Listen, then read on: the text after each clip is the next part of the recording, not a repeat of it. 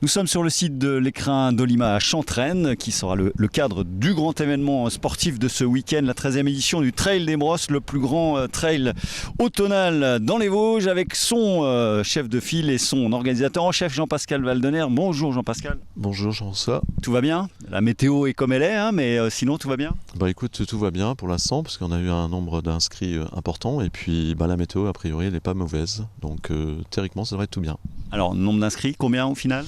Écoute, sur toutes les courses, on va approcher les 3000, puisqu'on a plus de 2000 le dimanche, et puis le reste, c'est donc les gens qui vont courir la nocturne, et puis les courses enfants.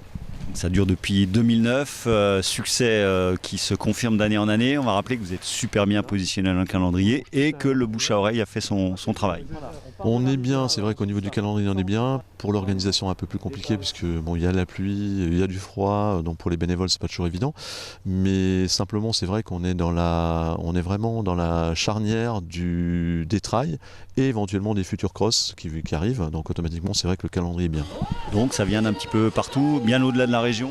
L'année-ci, on est en qualificatif championnat de France de trail court, donc automatiquement on a des représentants qui viennent un peu de tous les départements français, et puis également aussi intramuros, puisqu'on a des Belges, on a des Hollandais, on a des Luxembourgeois, on a des Allemands, c'est que du bonheur. Bon, vous êtes un passionné, coureur vous-même, donc vous connaissez par cœur les parcours que vous avez contribué à tracer. Qu'est-ce qu'on peut en dire ? Les parcours, on les a tracés. Alors, on les a pas tracés que nous, on les a tracés mutuellement aussi avec l'ONF, justement parce qu'aujourd'hui, on peut pas faire ce qu'on veut en forêt à cause de la dégradation des arbres, au niveau des incendies, au niveau de tout ça. Donc, c'est un accord qu'on a fait avec, bien sûr, les responsables ONF, justement pour faire un parcours qui soit, bien sûr, bien, et puis en toute sécurité. Alors pour un trailer émérite, on peut dire qu'il y a les parties roulantes et il y a du dénivelé quand même, hein, c'est pas le plat pays, mais que ça reste quand même relativement accessible. Alors il y a un peu de dénivelé, c'est vrai que des gens vont être surpris un peu, parce que c'est vrai qu'on est sur des petites montagnes, on a des 200 mètres, 300 mètres de dénivelé, mais c'est des bosses c'est une mutualisation de bosses qui fait qu'il y a un dénivelé et c'est un parcours qui n'est pas toujours évident pour les gens qui viennent de l'extérieur. Alors on parlait de la météo, qui a l'air d'être pas si mauvaise que ça pour dimanche, ceci étant ça va être forcément humide et boueux. En forêt, il y a déjà tombé pas mal de feuilles, donc automatiquement on a un petit tapis feuille. Le terrain où on passe, non, c'est pas très boueux, hormis sur le départ et arrivée, puisqu'on est sur la carrière du centre hippique et c'est vrai que on a un peu d'eau, on sent. Mais théoriquement, ce week-end, il doit faire beau. Alors on m'a rappelé que vous êtes exporté ici, ça a été longtemps la maison Grande Mange et sur ce site qui est beaucoup plus adapté à accueillir 3000 participants. On a la chance d'avoir une infrastructure où on a mutualisé donc avec le centre équestre d'Épinal. On a eu la chance d'avoir une infrastructure puisqu'on a un bâtiment qui a été mis par la CAE qui fait à peu près 1200 mètres carrés couvert. Donc ça c'est aussi un grand confort pour tous les bénévoles et également les coureurs avant et après départ. Bon, on va finir par un petit peu de sport. Il y a des belles têtes d'affiche. C'est aussi ça l'attractivité de ce trail automnal. On a toujours des belles images de grands sportifs. On a par exemple Benjamin Paulin, Claire Mougel, Péché qui vont être là et j'espère encore que comme chaque année ils vont renouveler leur première place. Benjamin Paulin, le double champion de France du 100 km et quelques autres têtes de gondole. Cette 13e édition du Trail des Brosses promet d'être à la hauteur de ses devancières. Ça commence samedi avec les courses enfants puis l'obscur. Le gros du peloton a rendez-vous lui dimanche matin avec des départs échelonnés selon les formats de course à partir de 8h30.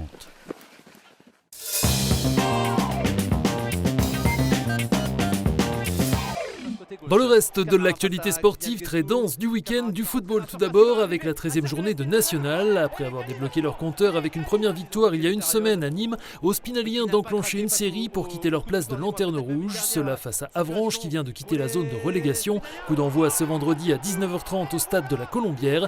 2 échelons en dessous en N3, première manche du derby vosgien entre l'ES Taon, invaincu toute compétition confondue depuis le 10 septembre, et l'US Raon l'étape qui a connu un petit coup d'arrêt lors de la dernière journée. Début de la rencontre en terre tahonaise au stade Robert Seyer dès 18h. Autre derby au programme ce week-end en pré-national de basket. Leader invaincu après 5 journées, le Val d'Ajol accueille Golbet-Épinal, 4e mais avec déjà 2 défaites au compteur. Entre deux d'envoi à 20h30 au gymnase municipal. En National 3, après un solide succès chez le WASB, l'effort basket Mirecourt accueille Coulommiers, la Lanterne Rouge. Match à 20h en salle Claude Accart pour une soirée dédiée et au profit de l'association Trisomie 21 Vosges comme chaque année avec des ateliers, une tombola, 400 personnes sont attendues. Toujours au rayon des sports collectifs, du handball en National 2 féminine. Après avoir connu leur 2e défaite de la saison, les Spinaliennes 4e accueillent ce samedi soir le leader invaincu Aubervilliers. Début à 20h15 au Palais des Sports. En National 3, les jaunes et bleus, bon dernier, joueront dimanche chez un autre mal classé, l'élite valdoise. En cyclocross, direction ce samedi Saint-Étienne-les-Remiremont pour le Grand Prix de la ville, mémorial Michel Bolmont. Malgré la concurrence de la manche de Coupe de France d'Albi, les organisateurs espèrent réunir de beaux pelotons. Course des écoles de cyclisme dès midi, épreuve féminine à 14h, 15h15 pour les hommes U23 seniors et master de moins de 40 ans. Enfin, ce week-end, il y aura également du canoë-kayak avec la finale régionale Grand Est de slalom sur le bassin Naturovive d'Épinal. Début de cette 5e et dernière manche avec les qualifications samedi après-midi de 14h20 à 17h35 avant les phases finales dimanche dès 9h qui seront suivies d'un open de kayak cross proposé par le GESN de 14h à 15h45.